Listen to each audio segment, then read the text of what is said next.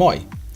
I would like to start the third part of the documentary called Stage Centuries, which belong to the series of videos titled Suomelle, with a few words of gratification to all of the viewers for the support shown toward this project.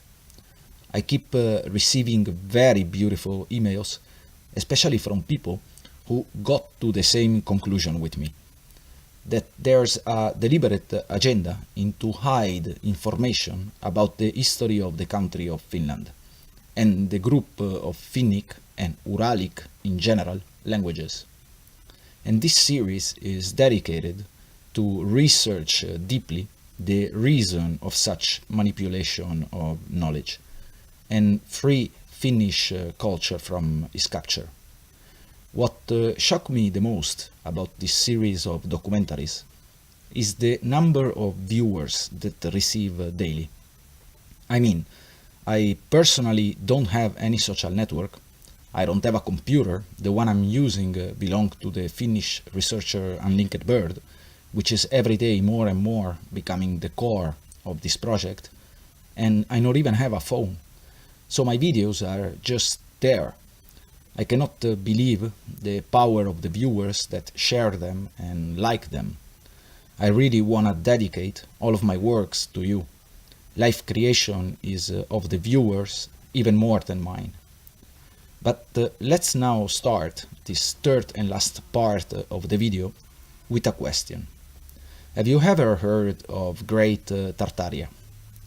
It is now long time that I present this question to literally hundreds of people of every age, culture or background, and really only few have an affirmative answer, which is very surprising in the case of Finnish people, because until just few hundred years ago, this enormous nation or country of Eurasia called Tartaria was just next door, and it was actually including the entire Urals mountain area, which, as we have learned in the previous episode, is where the Finnish group of languages have its origins. And the idea that at school in Finland they forget to teach to the kids that the largest empire of all was their neighbor is at least fishy. So let's start investigate a bit this small forgotten Finnish neighbor.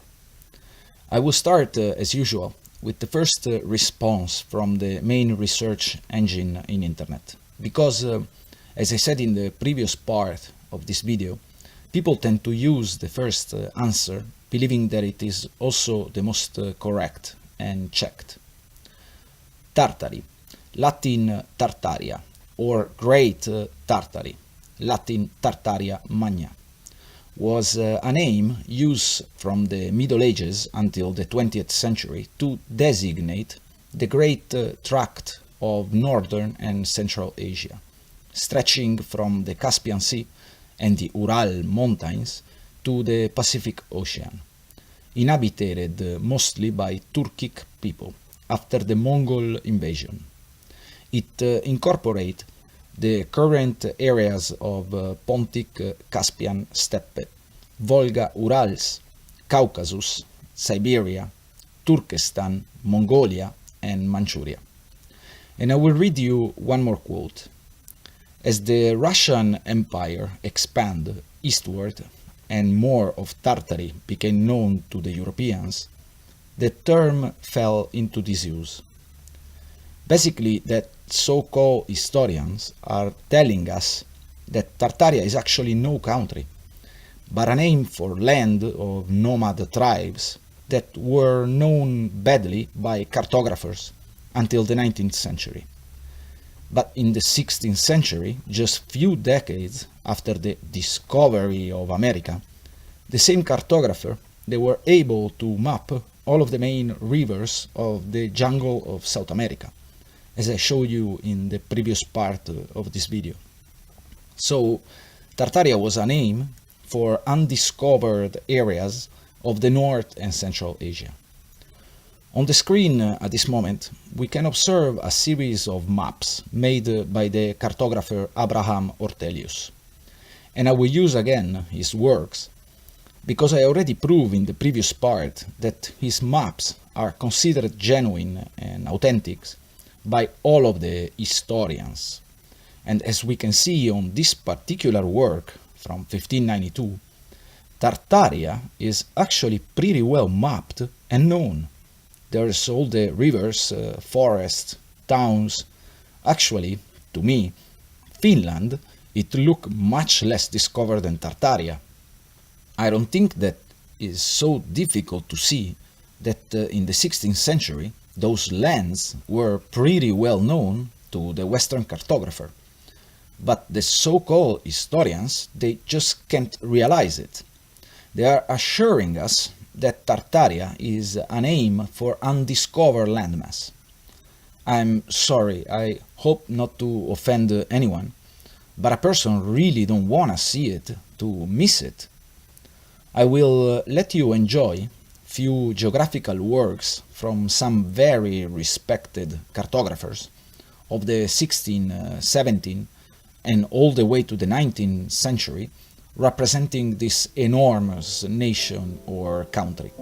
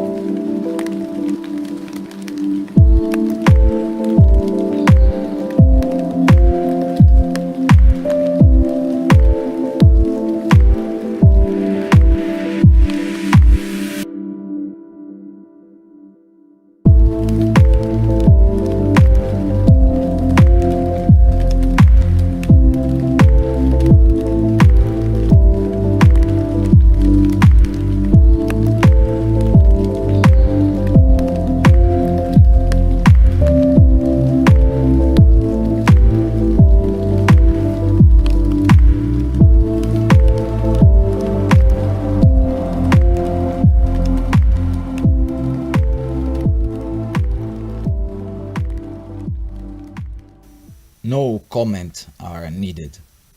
By the way, at the bottom of this video, I have posted a link to literally hundreds of maps representing Tartaria. But now let's go check what the Encyclopedia Britannica, which is a very respected encyclopedia, was telling us about this unknown and undiscovered land of nomad tribes already in 1771. Keeping in mind that today historians are assuring us that Tartaria was not a country and has never been a country, so we don't need to study it at school. On the screen, I will show you that the encyclopedia was even mentioning the various types of Tartars. So, Tartary, a vast country in the northern part of Asia, bounded by Siberia on the north and west. This is called Great Tartary. So also the Encyclopedia Britannica 245 years ago was clearly telling us that Tartaria was a vast country. But today historians, they don't know about this small detail. It is just unreal. But let's continue. The Tartars, who lie south of Muscovy and Siberia, are those of Astrakhan, Circassia and Dagestan, situated northwest of the Caspian Sea. The Uzbek Tartars and Mogus, who lie north of Persia and India. The Kalmuk Tartars, who lie between Siberia and the Caspian Sea. And lastly, those of Tibet, who lie northwest of China. Let's now talk just a bit about the Great Wall of China. At the bottom of this video, I posted a link to the work of the New Earth channel on this topic. Historians and the main research engine in internet, they are assuring us that the construction of the Great Wall of China was an ongoing project that lasts for thousands of years.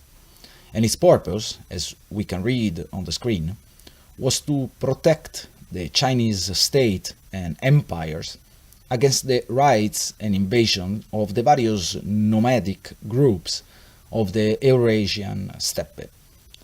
And here they give us the various dates of the construction of the wall, starting with the 7th century BC, then the 2nd century BC, and the most recent part, which date from the 13th till the 17th century. But as we can observe on these images, the wall, to me, look very recent. The erosion on the structure does not match the thousands of years of the supposed construction time. In fact, I cannot find the Great Wall of China in any old map predating the end of the 1600s. And more interesting is that in the diaries of the merchant traveler Marco Polo, which life belonged, as we can see on the screen, to the 13th and 14th century, there's no mention of this Chinese wonder. And the idea that he could have missed to notice a structure of that size is disconnected from reality. It's more logical to think that it wasn't there, like all of the maps until the 16th century clearly prove. And also its defensive purpose are very fishy, due to the fact that pass under hills where enemy could easily attack the Chinese army, showering them with arrows, and the entrance to the wall are facing south toward China, but in many places also north toward the supposed enemy lands. But please go look at the documentary of the New Earth channel that I have posted at the bottom of this video, which cover in details all of this foggy question. By the way, on the screen, you can see an illustration of Marco Polo wearing Tartar's outfit, and the emblems in the background are those of Tartaria. But I will continue giving you proof that the historians of our days are just copy-pasting foggy information one with another and parroting it to the student in the various universities. On the screen at this moment, you can see the genealogy of the various rulers of Tartaria. So these nomad tribes, they even have a genealogical tree for their emperors. It is incredible. But of course, a no-country land have its own flags, it is obvious. And the flags of Tartaria, they even appear on American Encyclopedia in the late 1800s, as you can see on the screen. I will let you enjoy some images showing mention in books, emblems and flags of this undiscovered no-country land in images courtesy of the New Earth channel.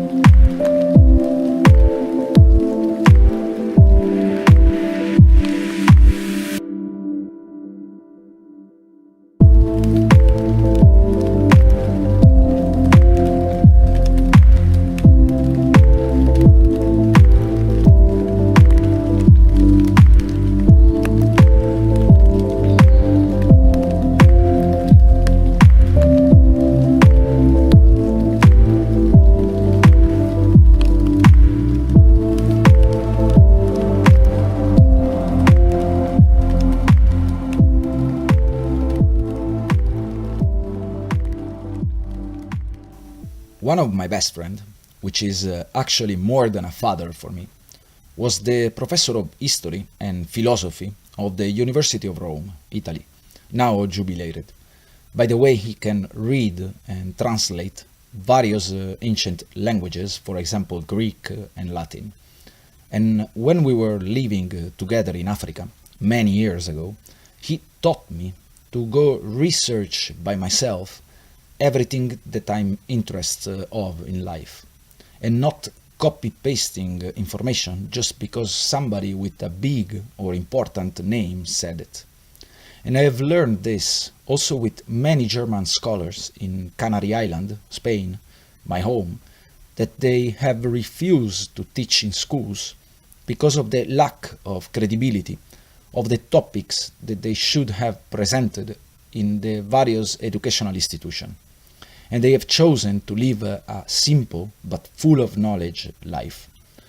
On the screen you can appreciate some photograph that I personally took years ago when I was living in the African desert.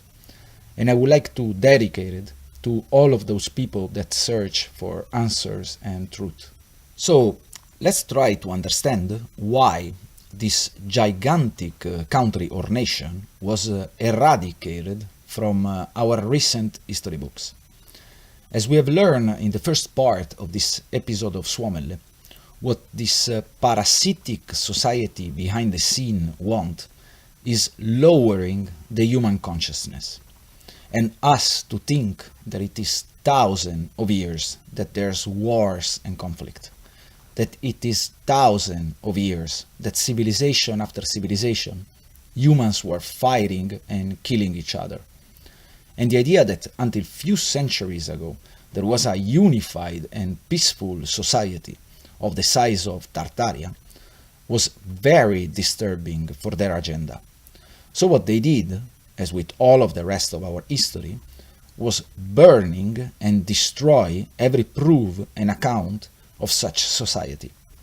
On the screen you can see a couple of examples of how they were presenting the Tartars in the Western Europe as monsters eating human flesh and drinking blood. It is very easy with propaganda to twist the mind of entire societies. We are currently experiencing one of the biggest examples of this. But it could not be enough. So let's send again German historians to take care of the critical studies of the Russian history, like in the case of Ludwig von Schlosser, as we have learned in the first part of this video, and as they did with the Finnish and Estonian written language. On the screen at this moment, you can see the names of the historians working in Russia in the 18th and 19th century. No comment are needed. They are all from Germany. And in the next two graphics, we can see the presence of foreigner in those centuries and charged to write down the Russian history. They are almost 100%. For more detailed proof of what I'm presenting you, please watch the video about Tartaria of the New Earth channel that I will publish right after this chapter of Suomelle. It is just amazing. But please go visit their site megaliths.org and the beautiful New Earth YouTube channel.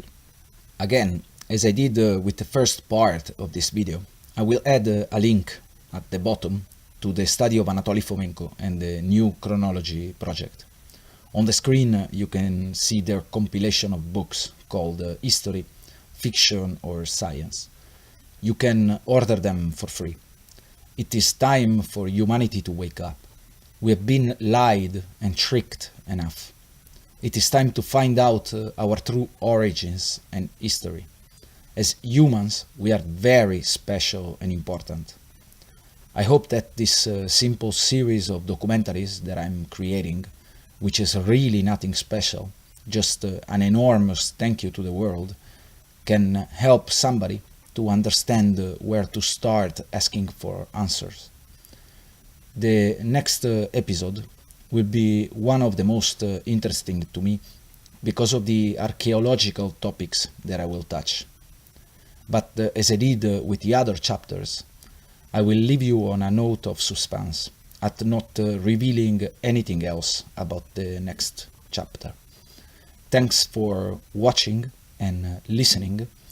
I will end this video with a list of waters that help some of those murky issues to flow toward the truth.